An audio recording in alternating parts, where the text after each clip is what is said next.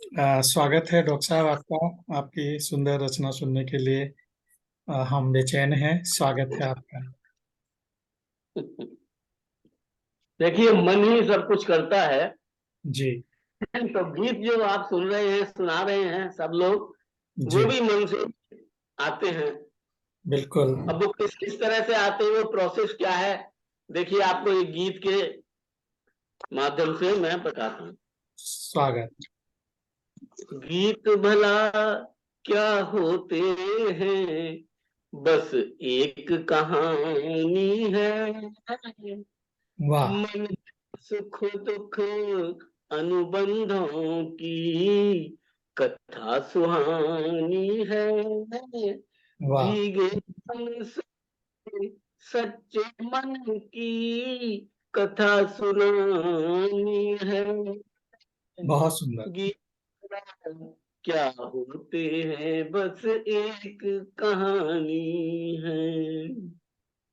वाह। कि कहना चाहे कह न सके मन, सुख दुख के पल न्यारे, और बीते पल जब देते दस्तक आकर मन के द्वारे। खुशियों की मुस्कान और गम के आंसू की गाथा के कागज पर मन की स्याही से बनी निशानी है। वाह। गीत क्या होते हैं, बस एक कहानी है। बहुत आगे सुंदर। बहुत सुंदर। कि कुछ बोले या चुप ही रहे, मन में यह गंध समाया, तो की अंतस में बसी हुई जो छाया, और कागज कलम जुगल बंदी की भाषा होते हैं। अंतर की हाँ ना होना की व्यथा सुहानी है। वाह। गीत भर क्या बहुत होती है, बस एक कहानी है। बहुत और सुंदर। आगे बहुत सुंदर डॉक्टर कि साहब। चित्र में जो गुमनाम खत लिखे भेज नहीं पाए, चित में जो गुमनाम खत लिखे भेज नहीं पाए, मन में सोच सोच के है भेज नहीं पाए। डर भी लगता था बहुत नहीं लगता सुंदर। बहुत कि सुंदर। चित में जो गुमनाम खत लिखे भेज नहीं पाए, पाती भरी गागरी मन की छलक छलक जाए, जाए। भाव के निर्झर को रोक नहीं, बहुत सुंदर। शब्दों की माला रची कहानी है। वाह। गीत क्या क्या होते हैं, बस एक कहानी है। वाह डॉक्टर साहब वाह। बहुत सुंदर। बहुत बहुत सुंदर। सुंदर, बहुत सुंदर। बहुत ही सुंदर। बहुत सुंदर रचना, बहुत सुंदर।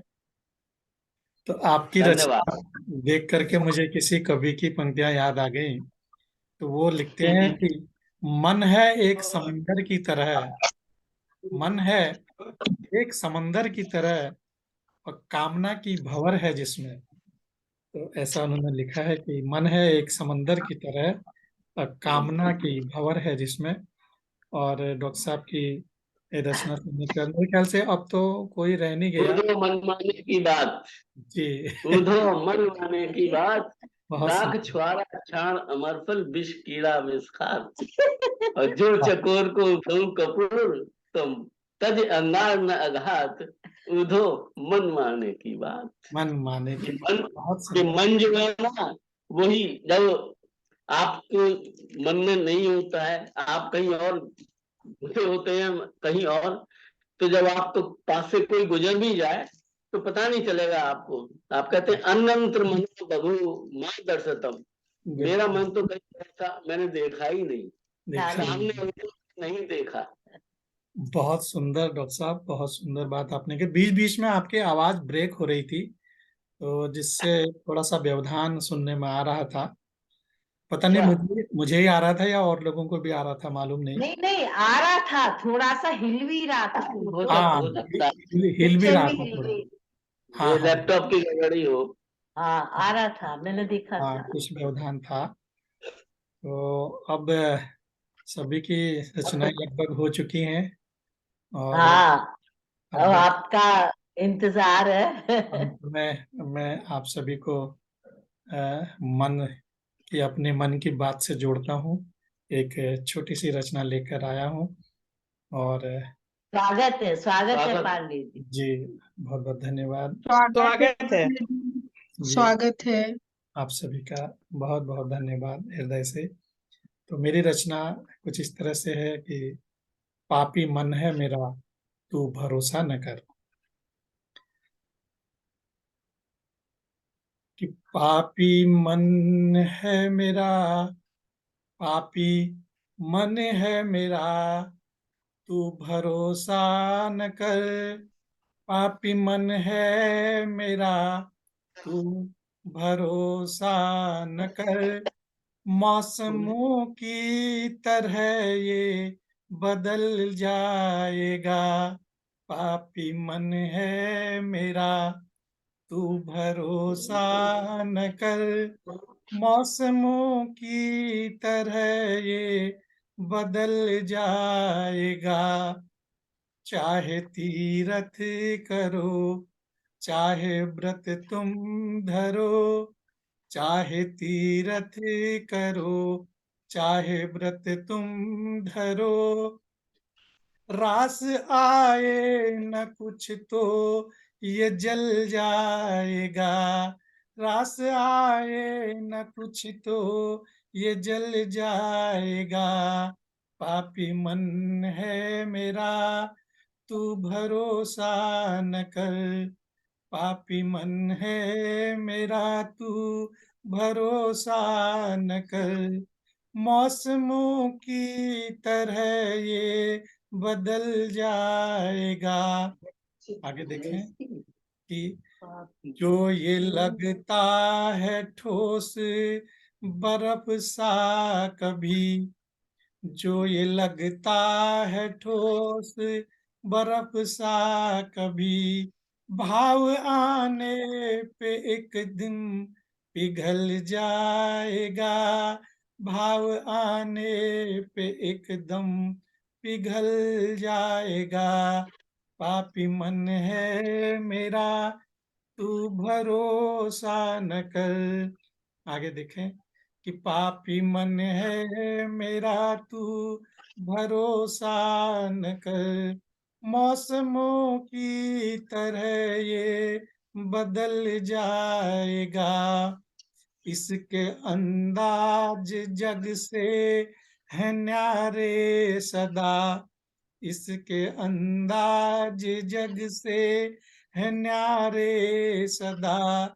साथ पाकर भी एक दिन निकल जाएगा। इसके अंदाज जग से है न्यारे सदा। साथ पाकर भी एक दिन निकल जाएगा। होगा एहसास जब भी अनोखा प्रकाश। होगा एहसास, होगा एहसास जब भी अनोखा प्रकाश। गीत भी तब गजल में बदल जाएगा। गीत तब भी गजल में बदल जाएगा। पापी मन है मेरा, तू भरोसा न कर। पापी मन है मेरा, तू भरोसा न कर। मौसमों की तरह ये बदल जाएगा। पापी मन है मेरा, तू भरोसा न कर, मौसमों की तरह ये बदल जाएगा, मौसमों की तरह ये बदल जाएगा, पापी मन है मेरा। एक छोटी बहुत बहुत सुंदर, सुंदर, बहुत सुंदर। बहुत बढ़िया। आज मोदी जी ने भी मन की बात कही थी, और हमारे बहुत सुंदर, आपके बहुत दोस्त सुंदर। जी जो है धीरेन्द्र शास्त्री जी, बहुत वो भी मन पढ़ने की बात करते हैं, आजकल बड़े चर्चे चल रहे हैं। उनकी मन की बात तो के मन जो है ना, वो वास्तव में ही ऐसी चीज है। क्यों, जो जब चिकित्सा शास्त्र की बात होती है, मेडिकल की, जी तो उसमें जब महिलाएं जब गर्भवती होती है तो कहा जाता है कि उनको क्या कहते हैं, मन शांत रहना चाहिए, खुश खुश, उनको हमेशा खुश रखो, उनको सब खुश रखो, उनको कोई भी क्या आते हैं चोट नहीं लगनी चाहिए, मानसिक कुछ नहीं होना चाहिए, क्योंकि उससे संतान पर असर पड़ता है।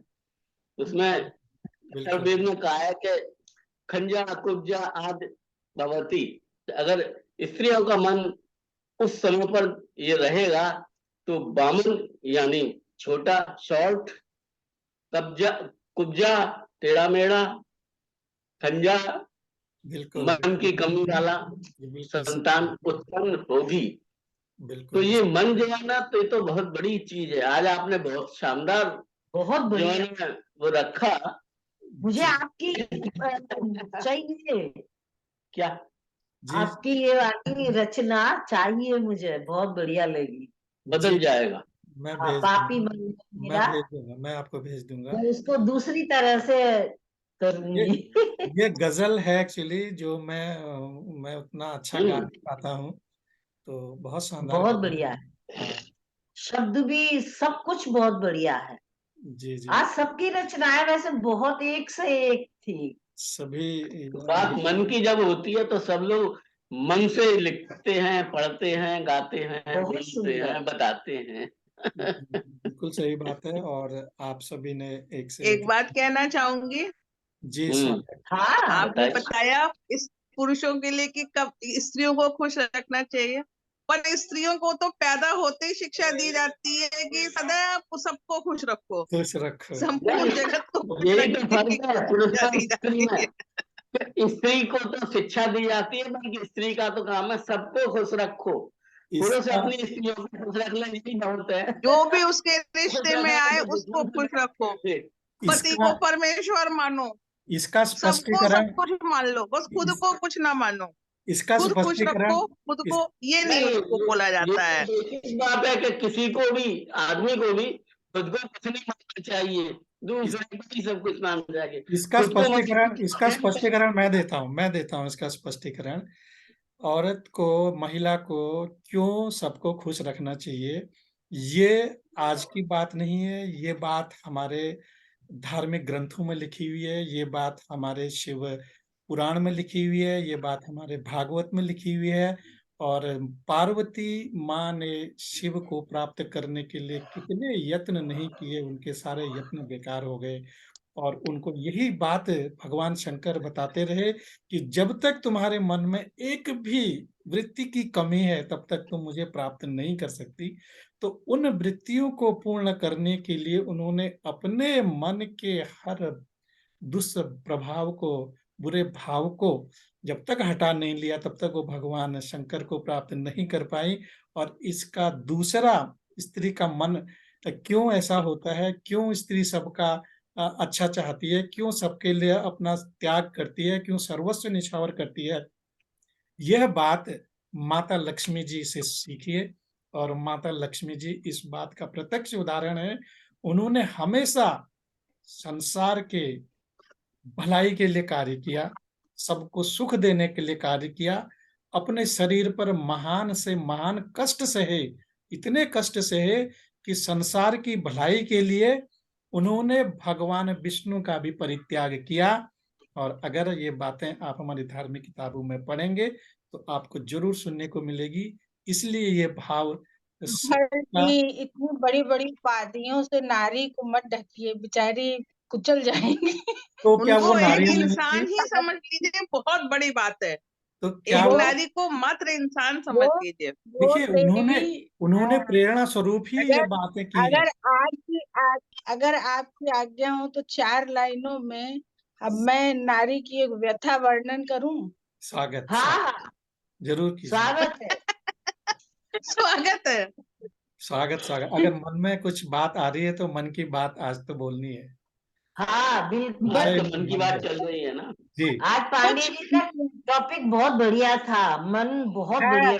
मैं हाँ अगर आप सभी की आज्ञा हो तो कुछ कि हम लोग कैसे विचारे हैं, बड़ी बड़ी स्वागत। उपमाएं मिल जाती हैं, हम लोग चुप हो जाते हैं, हम निशब्द हो जाते हैं, अपना दुख कहीं नहीं पाते। हाँ, सही बात। कहिए, वो कहिए। इसलिए है कि चने के झाड़ पे चढ़ा ले दिया जाती जाता है। है, धम से गिरा दिया जाता है। सम्मान, मेरी मान मेरी या कोई सुनिएगा, भी 4 पंक्तियां। पुरस्कार मिलने मेरी से चाहत भी बढ़ उन्हीं जाती से, मेरी चाहत भी उन्हीं से जिसे मोहब्बत नहीं आती। वाह। मेरी चाहत भी उन्हीं से जिन्हें मोहब्बत नहीं आती। मेरा सजदा भी वहीं पे जिसे इबादत नहीं आती। वाह। प्रत्यक्ष आजकल स्त्रियों का यही हाल है। कहाँ है सही बात। कौन है तेरा तेरे निगाहे नसीब, कहाँ है कौन है तेरा तेरे निगाहे नसीब, चल पड़ी मैं वहीं फिर से जहाँ आहट नहीं आती। क्या बात है। सवाल ये है, बहुत खूब, गलती किसकी है? बहुत खूब। गलती किसकी है? देखते ये तो थे गलती तुझे आपकी है यूं ना। लोग भरी महफिल में, देखते थे मुझे यूं लोग भरी महफिल में, क्या ये वो है जिसे अब दोस्ती नहीं आती। क्या बात है। क्या जब बात। हाँ, पुरुष पति रूप में मिल जाता है तब वो कहीं दोस्त नहीं रह जाता, कॉम्प्रोमाइज छोड़ देता है कि नहीं अब तुम ये करो। सब बदल जाता है। ये छत और मीनार आप आज ऐसी करती क्यों है? गई, छत और मीनार आज फिर क्यों तड़प सी गई, वो तो आए थे बस उन्हें रहमत अब नहीं आती। अब चाय बनाओ जाड़े में उठ के, अपना रजैया में रहते हैं हम लोग, चाय बनाते हैं। बहुत सही। आओ शिल्पी बैठो फिर जला दो चिलम। हाँ, ये शिल्पी अपने आप को समझा रही है कि तुमको कोई मौका नहीं देगा। आओ शिल्पी बैठो फिर जला दो चिलम, सेक लूं मैं सभी घाव, बर्फ से अब राहत नहीं आती। वाह। तो बहुत खूब। प्रकट की आपकी जो सब शब्दावली है वो बर्फ की तरह है। मैं इस मन ऐसा पर नहीं है, तो मैं फिर स्त्री स्त्री रह कहाँ जाएगी ना। स्त्री को स्त्री रहना है या नहीं रहना है, उनकी अपनी इच्छा है। नहीं रहना तो ना, पति करने की जरूरत ही नहीं है। आप नहीं, अपनी मन की मर्जी रहिए, मस्त रहिए। कौन कहता है आपसे आप शादी करिए, मत करिए। ऐसा ऐसा कहीं भी नहीं ऐसा है। नहीं है, ऐसा ऐसा नहीं नहीं है। है। ये तो ऐसा नहीं है। दोनों तरफ से, क्यों दोनों नहीं है? पक्षों की बात है कि शादी मत करिए, चाहे पुरुष जब हो चाहे शादी की महिला हो। प्रथा थी ही नहीं, शादी जब शादी करने शादी में करने की का तो प्रथा मतलब नहीं केवल थी, स्त्री को दबना ही है, एक ऐसा तो नहीं है। ऐसा नहीं है, शादी बिल्कुल भी करने का नहीं है। मतलब क्या है? और इतिहास में शादी करे ना करे, वो बहन के रूप ये में भाई प्रथा से दबती है नहीं है। जिंदगी भर। मैं आपको सुनिए, शादी की प्रथा बाद में आई है। हमारे पुराने टाइम में शादी की प्रथा नहीं थी। कोई भी एकदम शुरू में तो प्रथा ये थी कि कोई भी स्त्री किसी के साथ भी रहती थी, कोई भी पुरुष किसी के साथ रहता था, 2 के साथ 3 के साथ रहे। मूल ये सिस्टम था उस समय में। सतयुग से भी और पहले की बात थी, शादी की प्रथा थी ही नहीं। उसके बाद जब शादी की प्रथा आई, जो ऋषि उन्होंने बनाई, अभी नाम याद नहीं आ रहा, बाद में बता दूंगा। तो जब शादी की प्रथा शुरू हुई, तब ये सिस्टम था कि स्त्रियों की इच्छा थी कि वे शादी करें या न करें, बगैर शादी के रहें। जिनको जो बगैर शादी के रहती थी उनको ब्रह्मवादिनी कहा जाता था, और जो शादी करती थी उनको सद्योवधू कहा जाता था। तो उनकी बिल्कुल इच्छा थी। कितनी स्त्रियां, कितने विदुषी हैं जिनका वेदों में नाम है, बगैर शादी के वो रहती थी, उनको ब्रह्मवादिनी कहा जाता था। वो विवाह नहीं करती थी, लेकिन उनकी बड़ी इज्जत होती थी बहुत। जो बिल्कुल ऋषि मुनि शादियों के बराबर होती थी वो। वेदों में उनके तमाम क्या कहते हैं भाष्य हैं, तमाम हैं, घोषा पाला बहुत सी हैं। कुछ स्त्रियां शादी करती थी अपनी सर्दियों शादी करती हैं। कुछ स्त्रियां शादी करने के साथ भी, जैसे अनुसुईया, जो कि शादीशुदा थी स्त्री, लेकिन वो कितनी बड़ी विदुषी थी। ये सब कुछ स्त्री के अपने ऊपर क्षमा है। करिएगा, जबकि आप मिसाल दे रहे हैं तब संस्कारों का वर्चस्व था, संस्कार थे लोगों में। आज भी लिव इन रिलेशनशिप में रह रहे हैं, जो आप बता रहे हैं उसी का नया रूप हो गया लिव इन रिलेशनशिप, लेकिन वो संस्कारहीन तरीका है। संस्कार नहीं है उसमें, ना बड़ों का आदर है, ना देखिए, समाज का कोई बात वो है। जिस समय की आप बात कर रहे हैं वहां तक संस्कार का वर्चस्व था। तो ये संस्कारहीन हम लोग कैसे हुए? मैं आपको आपको आज की बात बताता हूँ। डॉक्टर साहब एक मिनट सुनिएगा। संस्कार कौन देता है? आज संस्कार क्या है? एक मिनट संस्कार कौन सुनिए। देता है? आज सृष्टि या क्या कहते हैं, संतान को संस्कार कौन देता है? माता ही तो देती है। डॉक्टर साहब आजकल माता ही संस्कार नहीं दे रही है, क्योंकि वो आज खुद संस्कार क्यों? नहीं पिता के कोई फर्ज नहीं होते हैं, पुरुष के कोई फर्ज नहीं होते हैं। कोई अच्छाई हुई बुराई हुई सारे फेंकने स्त्री के सर पे। माँ ने संस्कार देता है ना। माँ नहीं, पूरा देखिए, परिवार इन्वॉल्व होता है ये बच्चे के बात संस्कार में। तो इस बात को तो ऐसा है ना कि जैसे आप समझना चाहें वैसे समझ सकते हैं, लेकिन ये बात सत्य है कि संस्कार बच्चों को माता पिता से मिलते हैं। जैसे हमारे माता पिता आजकल अपने बच्चों को संस्कार देंगे, हमारे बच्चों पर वही प्रभाव पड़ेगा। आज मैंने एक वीडियो देखा जिसमें कि 1 साल के बच्चे को उसकी माँ ने धोती पहना रखी है और वो मंदिर के सामने उसको फेरे लगा बर्थडे मना रही है। हाथ जुड़वा रही है। तो ये सुंदर संस्कार उसकी माँ उसके अपने बच्चे को दे रही है। जाहिर सी बात है वो बच्चा आगे संस्कारी ही निकलेगा। अगर हमारे जब बच्चे बच्चा 5 साल संस्कारहीन का हैं होता है तब तो तक उसमें संस्कार कहीं देना ना कहीं मतलब दोष है। हम लोगों का भी है, पेरेंट्स का भी है। आप इस बात को इनकार नहीं कर सकते। और हम चाहे कितने भी मशीनी युग में रह लें, कितना भी हम आगे बढ़ जाएं, मशीन के माध्यम से आगे बढ़ जाएंगे। संस्कार के माध्यम से हम तभी आगे बढ़ सकते हैं जब हम भी उन संस्कारों को नहीं, बात वो नहीं है, जो आप कह रहे हैं वो भी सही है, लेकिन छोटे बच्चे को शुरू से संस्कार माँ देती है। उसके बाद जब 5 साल के मूलतः 5-7 साल के बाद तब संस्कार पिता देता है। प्रारंभिक संस्कार माँ से ही आते हैं। वापस से जैसे कि मिलते हैं। माँ का दूध पीता है, क्यों करते हैं? परिवेश से भी बहुत कुछ सीखता है व्यक्ति।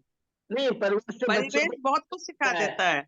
परिवेश बच्चा जब बड़ा हो जाता है, अच्छा, जब शुरू होता है मैं वीडियो बंद कर रहा केवल हूँ, बहुत धोती लंबी पहनने बात से हो कोई रही